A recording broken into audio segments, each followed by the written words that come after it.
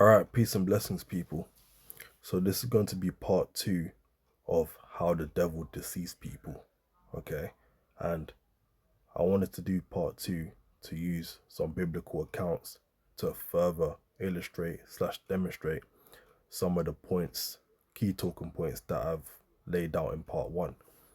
And in part one, I used the movie Harry Potter, the Philosopher's Stone, as an example to touch on some of the methods that Satan uses to help infiltrate his goal slash objective with regards to deceiving people. Okay, what sort of lengths he goes to, etc. And specifically, the scenery that I chose within Harry Potter, the Philosopher's Stone, was Harry Potter versus Voldemort in a showdown. Okay, and it's very evident when you actually watch that scenery from a spiritual lens, in particular, that Harry Potter was someone that represented righteousness. He represented himself like a Christ-like figure, okay? Whilst Voldemort was the complete utter polar opposite. He represented himself as the devil. He represented himself as someone that practices and breathes unrighteousness, okay? And ultimately, what I highlighted within that specific scenery was that Harry Potter, that was someone that was unwilling to bow down to the will of Voldemort, aka not subscribing to the request of Voldemort when Voldemort demanded him slash commanded him that he should pass him on the Philosopher's Stone. Okay, and that's something that I proverbially associated to be Harry Potter's spirit and soul. Okay, because I oftentimes make it very clear within these movies that they are perpetuating slash exerting a spiritual message, and it's important that we use our spiritual lens slash our spiritual eyes to really detect what's going on and what are the spiritual ramifications slash implications of every message that's being perpetuated. Okay, and that's why it's important to have spirit discernment, that we are able to pick up these messages and detect as to what these messages are in reference to, what they are in symbolic to, or in other words, what they symbolize. Okay, so like I said, I wanted to do a part two to use some biblical accounts to further illustrate some of the points that I laid out in part one and go into further detail and slash add additional information as to the methods that Satan infiltrates in order to complete his objective. Okay, and ultimately how he goes about deceiving people, how he subjugates people from a spiritual, emotional, and psychological perspective. Okay, so I thought I'd use Genesis, the third chapter, because Genesis, the third chapter, specifically within the first couple of verses, goes in slash describes the fall of mankind. Okay, what contributes to the fall of mankind? Because one thing is very certain, the Most High sets order, and Satan's goal is to create disorder. Or in other words, Satan's job is to completely obliterate and completely roles reverse slash upside down everything that the Most High has set out from the very foundation from when the earth began. Okay, and that's why the world is very confused and heavily chaotic today. Additionally, with regards to the with regards to deception, many people are deceived and willingly deceived because Satan has gone about installing methods as to how he can deceive the masses at large. Okay, so and one thing I want to make very clear with the addition of what I stated in part one, the number one method, which arguably I could have and should have mentioned in part one, but no greater time like the present, as they say. The number one method Satan goes about deceiving the masses is denying the Most High. Okay, that's his number one method to get people to subjugate to his will, and that way he can install his philosophies, his ideologies and practices, convince the world that there is no creator. Okay, Satan denies power by denying the higher power. Satan denies creation by denying the creator. Okay, that's his number one goal, because the devil's job is to be like the Most High Yahweh. If not like Yahweh, is to be above, beyond, and better than the Most High Yahweh. That's always been Satan's goal. That's always been the devil's job. That's always been his objective. So it's important that we recognize that and understand it for what it is. Okay? So Genesis chapter 3 verse 1 says, "Now the serpent was more subtle than any beast of the field which thou the one Yahweh have made. And he said unto the woman, Yea, Yahweh has said, You shall not eat of every tree of the garden. Question mark. And the woman said unto the serpent, We may sorry. And the woman said unto the serpent, We may eat of the fruit of the trees of the garden. But of the fruit of the tree which is in the midst of the garden, Yahweh has said, You shall not eat of it, neither shall you touch it, lest you die. And the serpent, aka the devil, and the serpent said unto the woman, You shall not surely die. So understand what's going on here. The Most High had given Eve and Adam strict commandments to not go astray, not subscribe to anything other than what the Most High had ordained for them to subscribe to. Okay, Satan is quite evident he's coming with a different slash an opposing ideology slash contrary to what was written in the scriptures. Okay, he's coming with a whole different type of philosophy that is designed to stray mankind away from the Most High Yahweh. Okay, and this right here is what contributes to the downfall of mankind, because they were simply just deceived. All right. So the serpent says that they shall not die, which is something that's not true. And once again, that is a deceptive message which Adam and Eve easily subscribed to. Verse 5 says, For Yahweh doth know that in the day that you eat thereof, then your eyes shall be opened, and ye shall be as gods, knowing good and evil. Okay? And this is why people indulge in this liberal society's ideologies and practices and philosophies. Okay? Anything that's got nothing to do with the Most High is good in everyone's eyes. And this is why people are very much convinced that they are higher beings, that they are higher powers themselves. They don't need the order and the guidance and the instructions from the Most High to lead them to everlasting life. Okay? Many people on earth perceive themselves to be better than what they are, and they perceive themselves to be entities that don't require a higher power to keep them in order. Okay? This is an example of vain philosophy.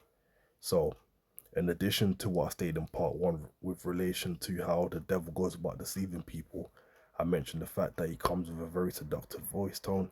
He's very manipulative, he's cunning, he's deceitful slash deceptive, and he understands the desires of one's hearts and will try to present you the desires of your heart in order to worship him.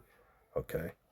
And ultimately, what it is that Satan makes a lot of false promises. Okay? He makes a lot of false promises, and it's something that people, by the time they realize it, is far too late. Okay? So with regards to this, and this is why people are convinced that they know what good and evil is, and that's where they come with this mindset that they don't need anyone to tell them anything, because they are the be all end all. They don't need a guide, or they don't need a protector, whatever have you. All right. Verse 6 says, And when the woman saw that the tree was good for food, and that it was pleasant to the eyes. So understand something. Yeah. It says the woman saw that the tree was good and that it was pleasant to the eyes. So solely because it looked good is what convinced her that this is something that she should subscribe to. Okay. Didn't ask as to whether it's deceptive, as to whether it's gonna lead astray from the Most High. Didn't query any of that. Didn't have the wisdom to, and wasn't willing to have the wisdom to do so.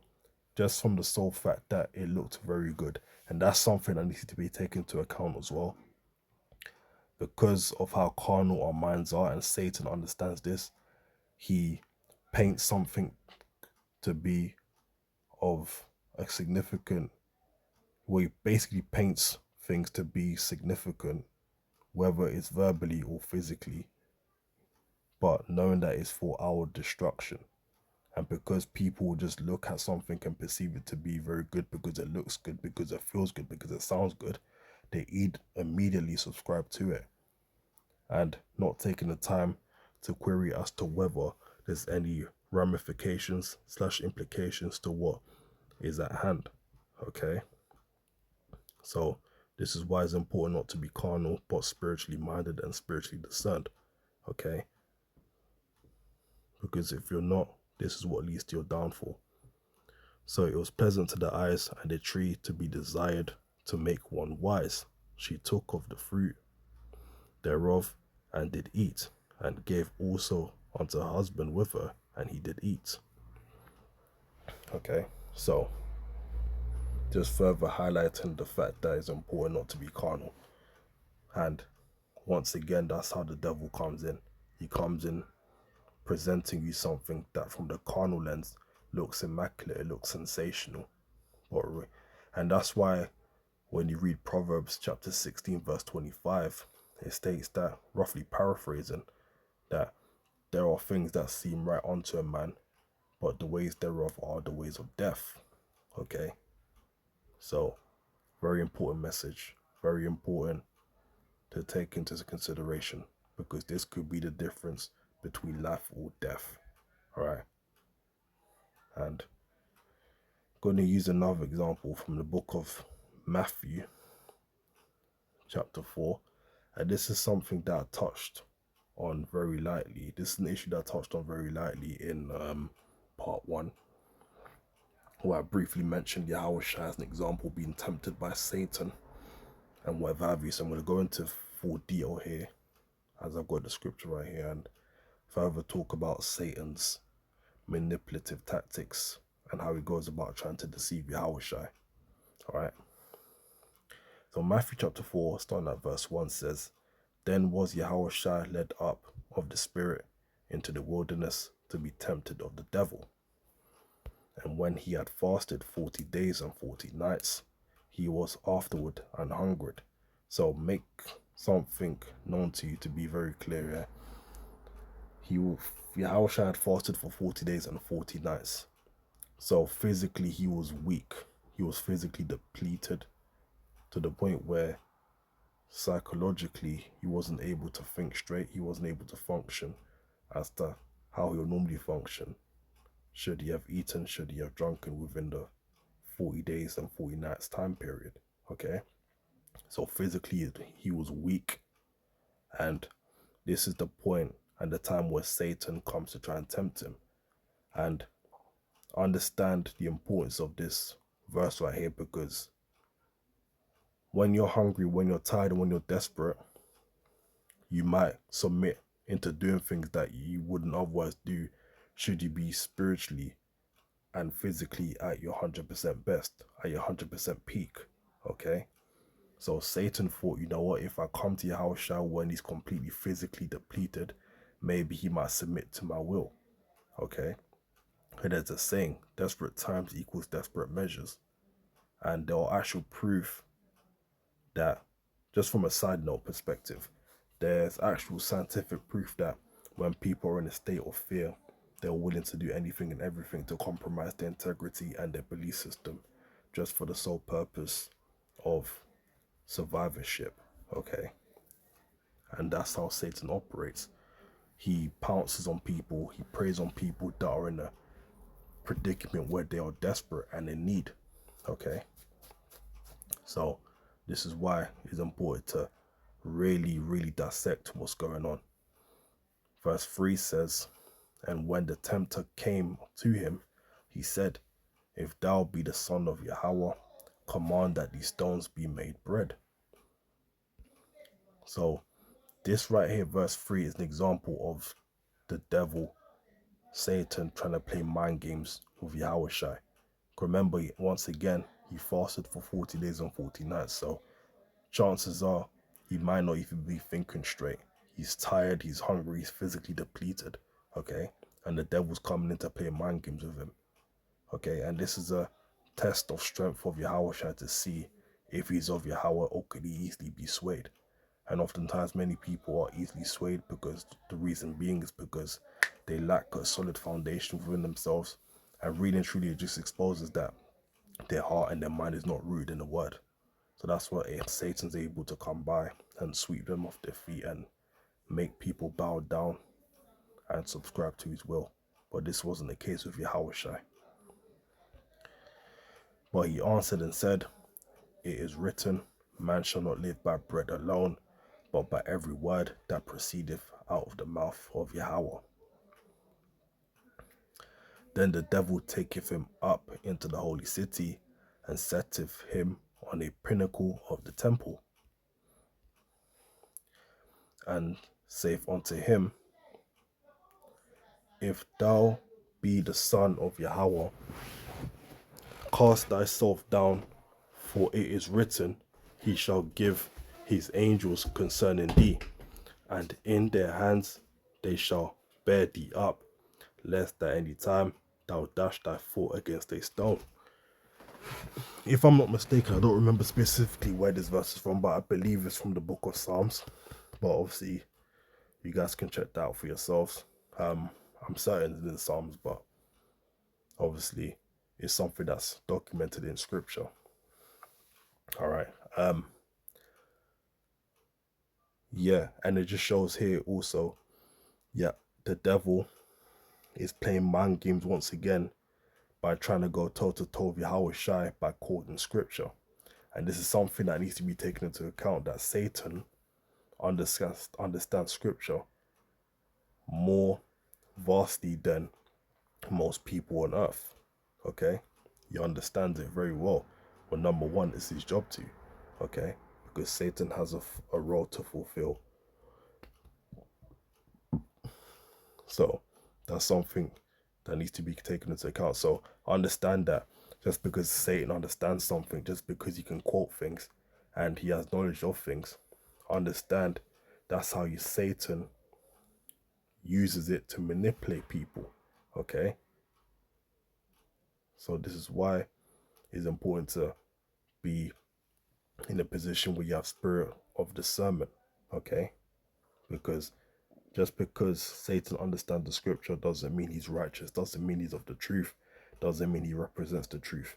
He just uses scripture to manipulate those that are weak-minded, those that are spiritually depleted, those that are completely lost with regards to knowledge, wisdom, and understanding. All right. So Satan knows scriptures very, very well, and he uses it to his advantage to exercise leverage over people that are psychologically and spiritually and emotionally docile. Verse 7 says, Yahushua said unto him, "It is written again, thou shalt not tempt the Lord thy God." Again, the devil taketh him up into an exceeding high mountain, and showeth him all the kingdoms of the earth, of the world, and the glory of them. Okay? And verse 9 says, and saith unto him, "All these things will I give thee, if thou wilt fall down and worship me." So understand the importance of this message. Satan's trying to make it very clear that he is essentially the Most High, and he is the creator of the heavens the heavens and the earth, and he is someone that needs to be reverenced. He's someone that needs to be bowed down to and worshipped. Okay, he's making himself seem like he's the one that has the almighty authority, and he's the almighty authoritative figure. Okay, making it seem as if he's the one that grants gifts to people, should he desire to do so. Okay, but it's very clear that the Most High Yahweh is the creator of the heavens and the earth. We are of his creation. He's the one that gives and takes away. All right. So understand the deceptive tone, understand the manipulative tactics that Satan himself is trying to exert onto Yahushua. Okay. Because it's not Satan that gives anyone anything without the permission, without the Most High using him as a vessel to give things onto whoever he desires. All right. So that's something that needs to be taken into account. I'm gonna read it again. And saith unto him, all these things will I give thee if thou fall down and worship me. Trying to exert the energy of him being the almighty power. All right. Which we obviously know he's not. So it's just something to take into account. It's just something to acknowledge that Satan will do whatever he can to deceive people and make it seem as if he's got your best interest at heart, and make it seem as if he's your friend and that he really wants to essentially put you in a position where you will do nothing but flourish and thrive. But Satan's goal is to subjugate and bring people to a lower state. Okay? And obviously this is something that Yahushua was aware of, and this is not the bait that he felt for. This is a bait that he completely did not fall for. And on the contrast, this is the bait that many people, many of the masses tend to fall for, because Satan comes in with carnality. He gives people the desires of their heart, because people are very carnal and subscribe to their fleshly desires. People willing to submit to the gifts of the devil, okay, but not knowing what the spiritual ramifications are, what the spiritual implications are should you submit to the will of the devil. And this is something that many people sell their souls over, so they can gain fame, they can gain money, they can gain popularity. Because when you look at the sports world, the entertainment world, many athletes, many famous rappers, musicians, actors, they all sell their souls just for the sole purpose of gaining fame and money, okay? But what they fail to realize and what they fail to understand is short-term pleasure, short-term gain has long-term implications. It has long-term issues, okay? The question you got to ask yourself is short-term fame, is 5 minutes of fame, 10 minutes of fame and pleasure and whatever have you, is that really worth everlasting destruction? Are you willing to have or indulge in fame and money, whatever have you, subscribing to your fleshly desires more than, more than indulging in everlasting destruction? That's the question you gotta ask yourself, because everlasting destruction, that's forever, as opposed to just a couple of minutes or short-term fame and whatever have you. And it's also important to understand that the scriptures make it very clear that the Most High kills the body and soul, and is able to cast both into hellfire.